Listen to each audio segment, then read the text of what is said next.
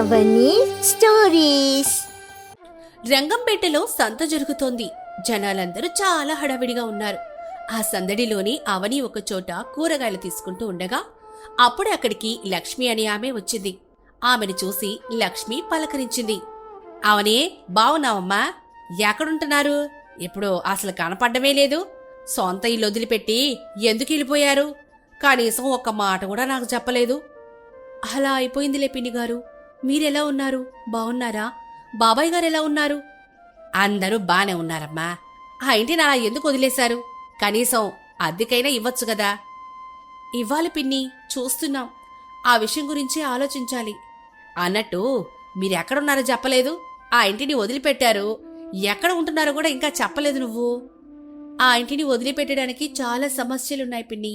మేముంటున్నదైతే ఇప్పుడు వేరే చెట్టు ఉంటున్నాంలేండి. వీలైతే తప్పకుండా అక్కడికి తీసుకెళ్తాను.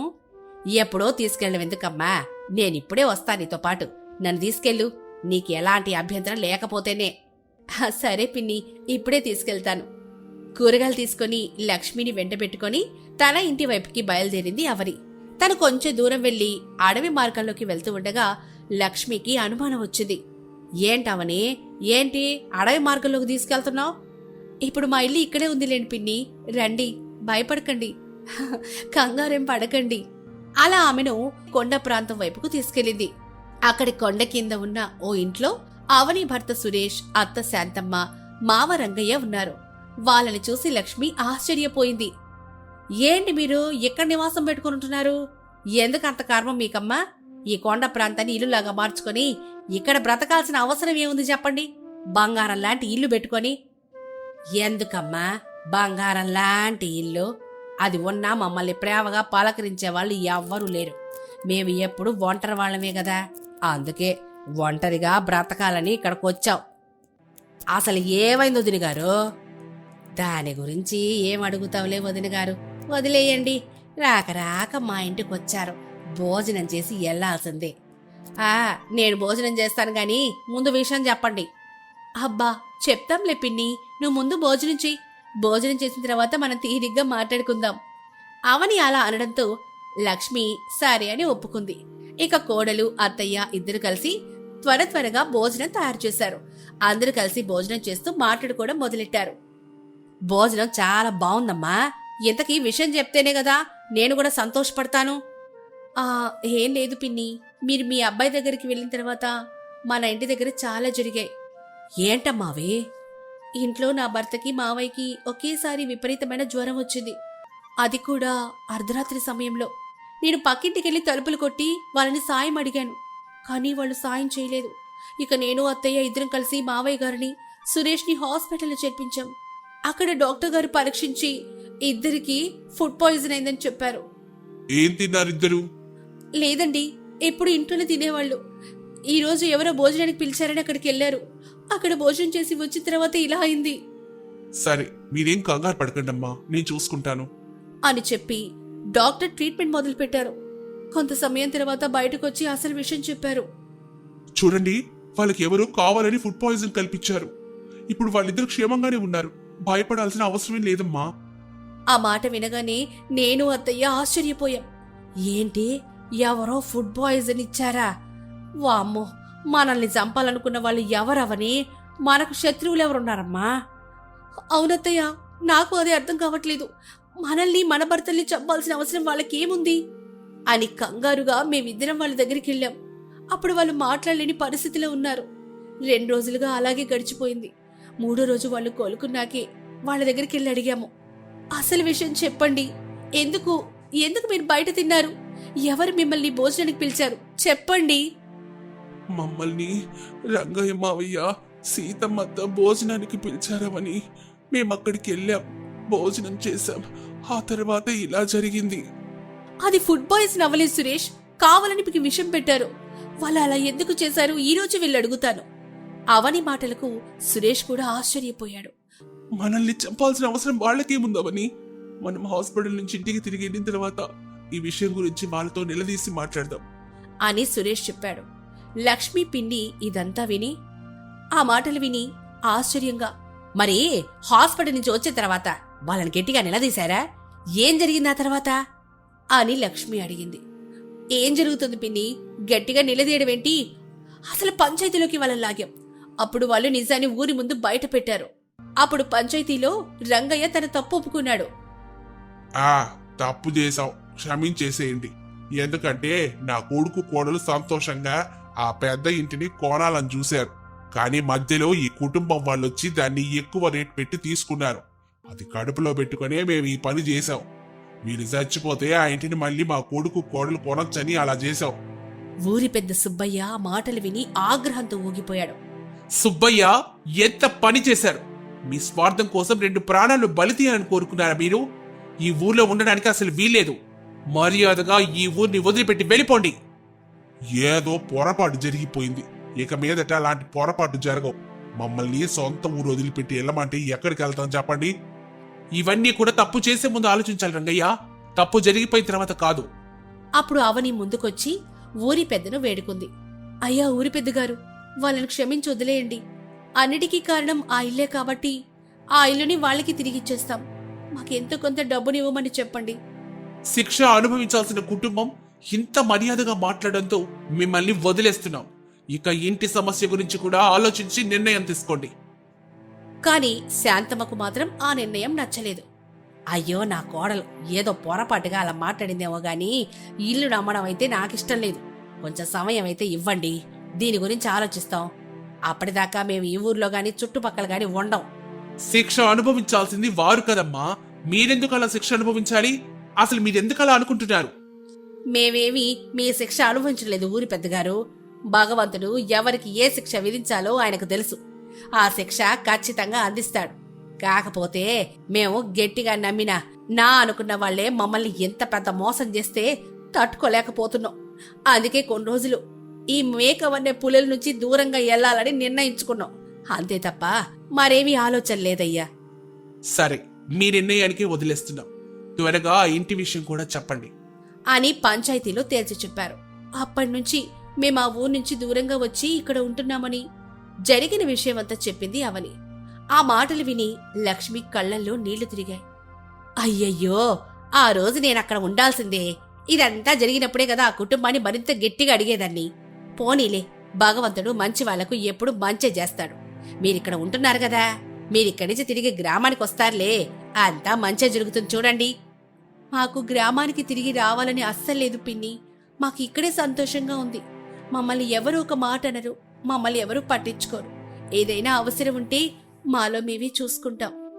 సరేలే అమ్మా, మీరు జాగ్రత్తగా ఉండండి. నేను బయలుదేరతానిక. నేను కూడా అక్కడి దాకా వచ్చి మిమ్మల్ని వదిలిపెడతాను పిన్ని. లక్ష్మి తన ఇంటికి వెళ్ళిన తర్వాత జరిగిన విషయాన్ని తన భర్తతో చెప్పింది. అయ్యయ్యో, వాళ్ళకి ఎంత కష్టం వచ్చింది పాపం. ఏంటో భగవంతుడు అన్ని కష్టాలు ఆ కుటుంబానికి ఇస్తున్నాడు. చాలా మంచి కుటుంబం వాళ్ళది అని ఇద్దరు బాధగా మాట్లాడుకున్నారు. ఆ మరుసటి రోజు ఉదయం లక్ష్మి బయటకొచ్చి అవని కుటుంబం గురించి, అక్కడ కొండ కింద వాళ్ళు పడుతున్న ఇబ్బందుల గురించి చుట్టుపక్కల వాళ్ళందరితో చెబుతోంది.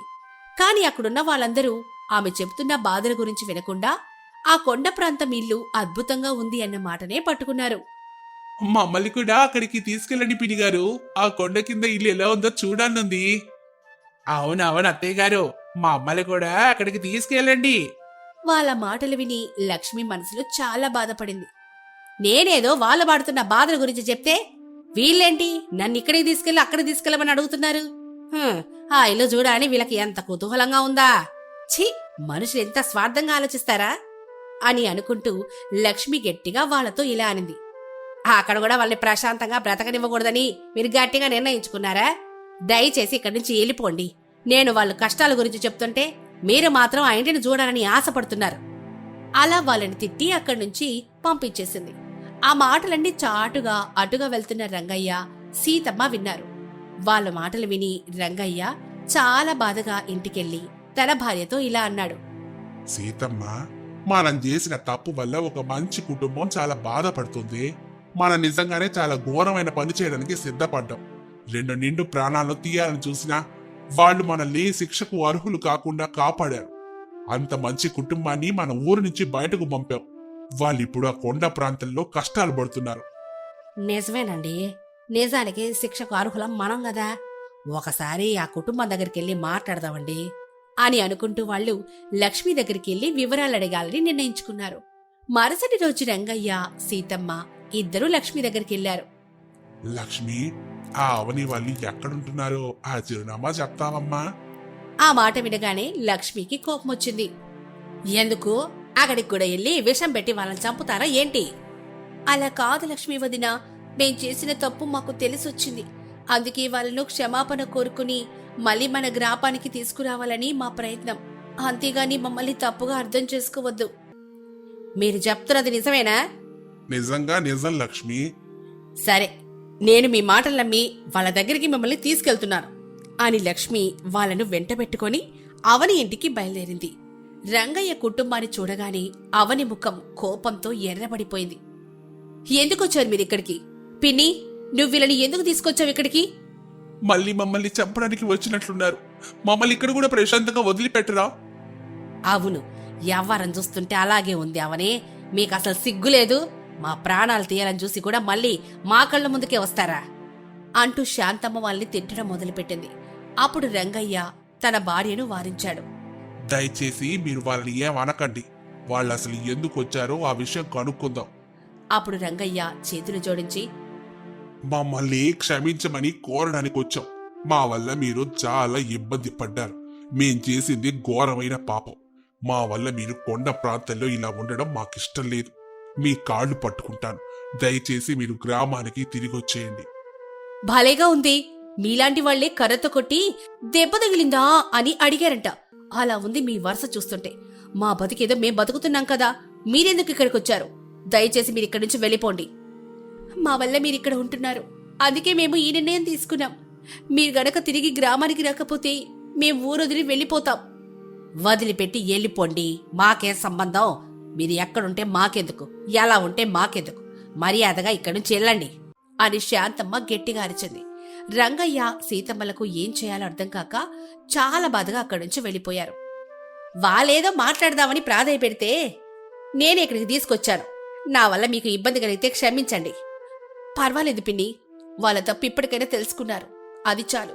మీరు కూడా ఇక బయలుదేరండి అని అనడంతో లక్ష్మి కూడా అక్కడి నుంచి వెళ్ళిపోయింది. ఆ మరుసటి రోజు ఉదయం రంగయ్య కుటుంబం కూడా వాళ్ళ బట్టలు వంట సామాన్లన్నీ సర్దుకొని అవని వాళ్లు ఉంటున్న కొండ ప్రాంతంలోని పక్కనే ఒక చిన్న నివాసం ఏర్పాటు చేసుకున్నారు. వాళ్ళని చూసి అవని మనసులో చాలా కోపంగా ఉంది. వీళ్ళిక్కడ కూడా మనల్ని వదిలిపెట్టడం లేదత్తయ్యా.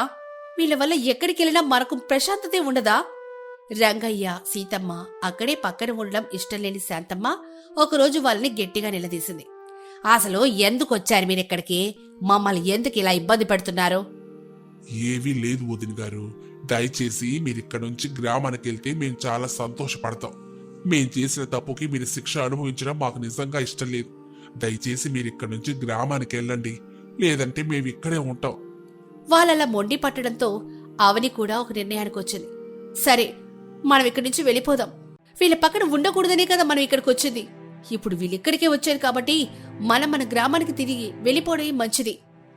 అలా వాళ్ళు తిరిగి గ్రామానికి వెళ్ళిపోయి అక్కడ తమ పాత ఇంట్లోనే సంతోషంగా జీవితాన్ని మళ్లీ మొదలుపెట్టారు. రంగయ్య సీతమ్మ మాత్రం ఆ కొండ ప్రాంతంలోనే నివాసం ఉండిపోయారు. కొన్ని రోజులు గడిచిన తర్వాత వాళ్ళు కూడా ఆ కొండ ప్రాంతాన్ని వదిలి ఎక్కడికో దూరంగా వెళ్లిపోయారనే విషయం అవనికి తెలిసింది. అది విని ఆమె చాలా బాధపడింది. తప్పు చేసి ఆ తప్పు తెలుసుకుని పశ్చాత్తాపడ్డ వాళ్ళని మనం క్షమించలేకపోయామే. లేదవని, నువ్వు వాళ్ళని క్షమించావు కాబట్టే ఆ రోజు పంచాయతీలో వాళ్ళకి శిక్ష పడకుండా కాపాడు.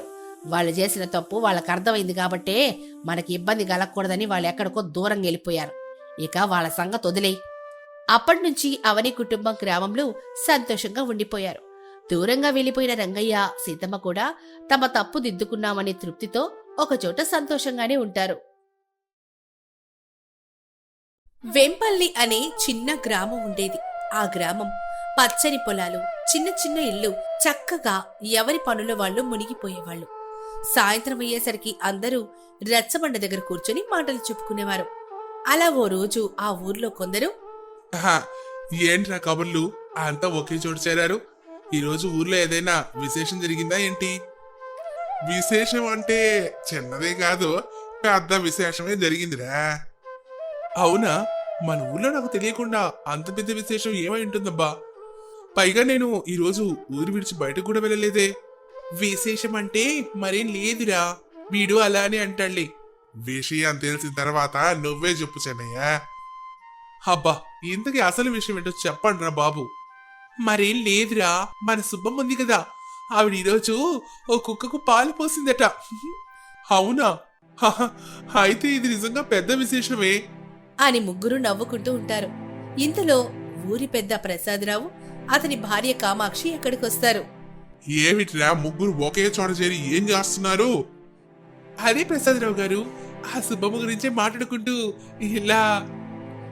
"హహ, ఆ విషయమా? నేనే ఆశ్చర్యపోయాను. ఇంతకీ ఏమైంది? మరేం లేదండి, ఆ సుబ్బమ్మ గురించి తెలిసిందే కదా, కనీసం పిల్లి కూడా భిక్షం పెట్టదని. కానీ ఈ రోజు మాత్రం కుక్కకు పాలు పోసిందట. హహ, పిసినారి సుబ్బమ్మ ఈ రోజు ఉత్తి పుణ్యానికి పాలు పోసిందన్నమాట. అని నవ్వుకుంటూ ఉంటారు. అలా ఊరంతా సుబ్బమ్మ పిసినతనం గురించి రకరకాలుగా మాట్లాడుకుంటూ ఉంటారు. మరోవైపు సుబ్బమ్మ ఇంట్లో ఆమె భర్త, వసే, ఇంట్లో ఇద్దరం ఎంత సంపాదిస్తున్నా కూడా నీకు ఈ పిసినార్తనం పోలేదంటే ఊరుకోండి, అది పిసినాడతనం కాదు, జాగ్రత్త. 10 రూపాయల్లో 5-6 రూపాయలు దాస్తే దాన్ని జాగ్రత్త అంటారే. తెచ్చిన 10 రూపాయలు దాచి పెట్టేసి కడుపులు మార్చితే దాన్ని ఇంకేమనాలి? ఆ ఇప్పుడు ఇలా అనే అనండి, రేపొద్దున ఏదైనా అవసరం వస్తేనే దాని విలువ తెలుస్తుంది మీకు. పక్కోళ్ళకి పెట్టకపోతే పెట్టకపోయావు, కనీసం నాకైనా కడుపు నిండా అన్నం పెట్టవే. అన్నం ఎంత తక్కువ తింటే అంత ఆరోగ్యం అండి, మొన్ననే పక్క వీధి పెద్దమ్మ చెప్పింది అని చెప్పగానే చేసేదేమీ లేక మోహన్ రావు తల పట్టుకుని కూర్చున్నాడు. ఇంతలో పొరుగింటి పార్వతమ్మ అక్కడికొస్తుంది. సుబ్బమ్మదినా, ఇంట్లోనే ఉన్నావా? ఆ లేక ఎక్కడికి పోతానమ్మా, ఇల్లు వాకిలు వదిలిపెట్టి బయటకెళ్తే నా ప్రాణం ఉంటుందా? హా, అది కూడా నిజమేలే వదినా. సరేగాని ఏంది నాతో పని? అది కొంచెం ఉప్పుంటే ఇస్తావా? ఇంట్లో సరుకులు నిండుకున్నాయి, సాయంకాలమే తిరిగిచ్చేస్తాను. ఉప్పా? అయ్యో వదినా, చెప్పడమే మర్చిపోయానే, మా ఇంట్లో ఉప్పు వాడమే మానేశాం. ఇది మరీ బాగుంది, ఉప్పు లేకుండా చప్పిడి కూరలు ఎవరైనా తింటారా చెప్పు? మేము తింటాం అంతే, మా ఇంట్లో ఉప్పు లేదమ్మా అని విసుక్కుంటూ లోపలికెళ్ళిపోతుంది. పార్వతమ్మ కూడా సుబ్బమ్మను తిట్టుకుంటూ తిరిగి వెళ్ళిపోతుంది. ఆమె వెళ్ళిన తర్వాత మోహన్ రావు సుబ్బమ్మతో, ఆమెకెందుకు అబద్ధం చెప్పావు? నిన్ననే కదా ఇంట్లో సరుకులన్నీ తీసుకొచ్చాను. మీరు ఊరుకోండి, మీకేం తెలుసు? ఇలా అడిగిన వాళ్ళందరికి ఇచ్చుకుంటూ పోతే మన దగ్గర ఏం మిగలదు. 2 చెంచాల ఉప్పు కోసం ఇంత ఆలోచించావా? ఛ, నువ్వు మారవే.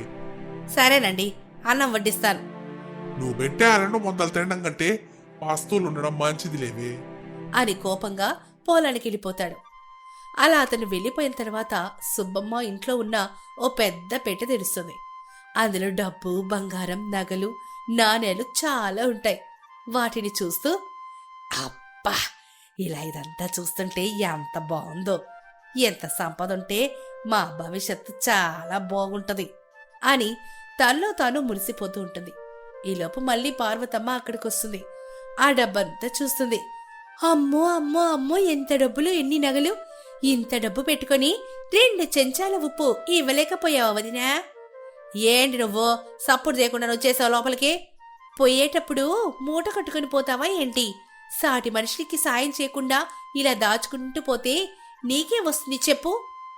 అదంతా నీకు అనవసరం, నా డబ్బు నా ఇష్టం, దాచుకుంటాను, ఇంకేమైనా చేసుకుంటాను. అంతేలేమ్మా, పిసినారి సుబ్బమ్మ, పిసినారి సుబ్బమ్మ అని ఊరంతా అంటుంటే ఏదో అనుకున్నాను, ఇప్పుడు నిజమనిపిస్తుంది అని అనుకుంటూ పార్వతమ్మ వెళ్ళిపోతుంది. ఇంతలో పొలానికెళ్లి మోహన్ రావు ఇంటికి తిరిగి వస్తాడు. సుబ్బమ్మ, ఓ సుబ్బమ్మ, అన్నం పెట్టవే, చాలా ఆకలిగా ఉంది. ఉదయం తినమంటే తినకుండా వెళ్ళారుగా. సరే, ఇప్పుడు ఉదయం సాయంత్రం కలిపి 2 తింటానులే, పెట్టు. ఉదయం మీకోసం వండిన అన్నం అదే ఉంది, అదే తినండి. నాకు అది సరిపోదే, చాలా ఆకలిగా ఉంది.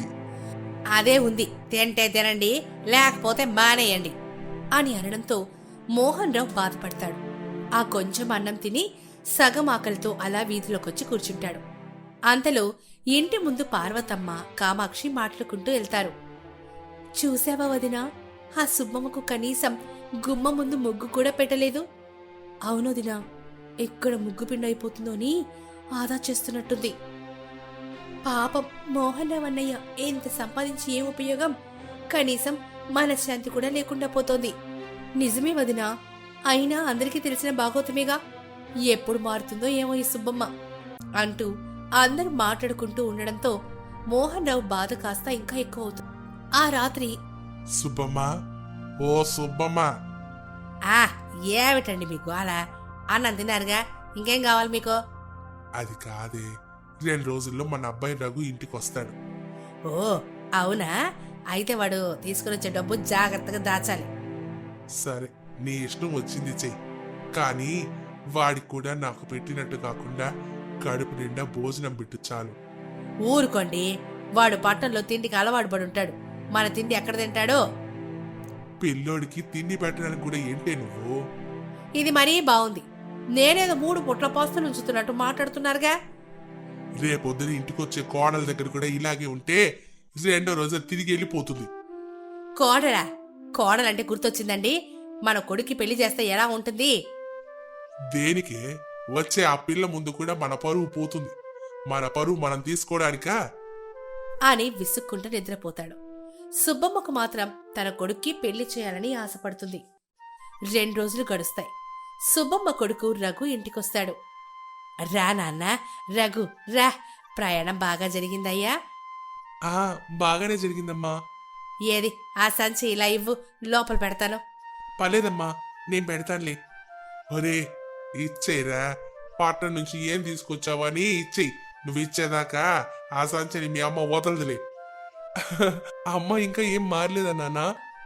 ఊర్లో తల ఎత్తుకోలేకపోతున్నానురా, పీసినారి సుబ్బమ్మ భర్త అంటూ నన్ను ఎగతాళి చేస్తున్నారు. ఏదో రోజు నా పొదుపు విలువ మీకు తెలుస్తుందిలండి, చూస్తూ ఉండండి. సరే, ముందు పిల్లాడికి తినడానికి ఏమైనా పెట్టవే. అందరూ తిన్న తర్వాత సుబ్బమ్మ పెళ్లి ప్రస్తావన తీసుకొస్తుంది. ఒరే రఘు, ఈ ఏడాది నువ్వు పెళ్లి చేసుకోవచ్చు కదా. ఇప్పుడే పెళ్ళేంటమ్మా, నాకే వద్దు. ఒరే, ఇప్పుడు కాకపోతే ఇంకెప్పుడు చేసుకుంటావురా? ఏ వయసులో జరగాల్సిన ముచ్చట ఆ వయసులోనే జరిగిపోవాలరా. సరే అయితే, నాదో షరతు. ఏంటది? నువ్వు చెప్పినట్టే నీకు నచ్చిన అమ్మాయిని పెళ్లి చేసుకుంటాను, కానీ కట్నం తీసుకోను. బాలే షరతు పెట్టావురా మీ అమ్మకి. ఒరే ఒరే, కట్నం మీదనేరా నేను చాలా ఆశలు పెట్టుకున్నాను. అసలు నేను పెళ్లి చేద్దాం అనుకున్నదే కట్నం గురించి. అలా అయితే నాకు అస్సలు పెళ్ళొద్దమ్మా. ఒరే అలా అనకురా, అది ఆచారం రా. అబ్బా, మేమిద్దరం సంపాదించిందంతా నీకు ఇస్తున్నాం కదే, ఇంకా నీకేం కావాలి? డబ్బు మనిషి కోసం ఉండాలి, కానీ మనిషి డబ్బు కోసం ఇలా జీవించకూడదు. అవునమ్మా, నువ్వు ఎంతైనా చెప్పు, నేనైతే కట్నం తీసుకోకుండానే పెళ్లి చేసుకుంటాను అని తండ్రి కొడుకులు పొలానికి వెళ్ళిపోతారు. కొడుకు కట్నం మీద కోటి ఆశలు పెట్టుకున్న సుబ్బమ్మ ఇప్పుడు ఏం చేయాలో అర్థం కాక అలా దీనంగా కూర్చొనుంటుంది.